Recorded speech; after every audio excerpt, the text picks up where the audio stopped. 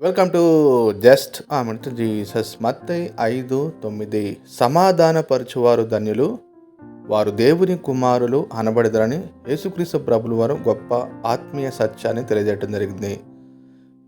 దేవుడు సమాధానానికి కర్తయ్యకు అధిపతిగా ఉన్నాడు. యేసుక్రీస్తు ప్రభులు వారైతే నేను ఈ లోకానికి శాంతి సమాధానం ఇవ్వడానికి వచ్చానంటూ ఆయన గంభీరమైన సత్యాన్ని తెలియజేయడం జరిగింది. ఈ లోకములో అనేక మందికి సమాధానం లేదు.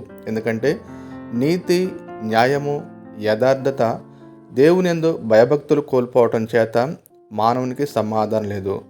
సో ఈ సమాధానం లేకపోవడానికి కారణం ఇంకా చెప్పాలంటే పాపమే. సో ఎవరైతే క్రీస్తు రక్తం చేత కడగబడి శుద్ధీకరణ చేయబడి నీతి, న్యాయము, యథార్థత కలిగి జీవిస్తారో వారు సమాధాన సంబంధమైన జీవితాన్ని జీవించగలరు. కాబట్టి దేవుని యొక్క సమాధానాన్ని కలిగి ఉందాము. ఈ భూలోకంలో కూడా మనము సమాధాన సంబంధమైన దేవుని బిడలముగా జీవించుదాం గాక. ఆమేన్.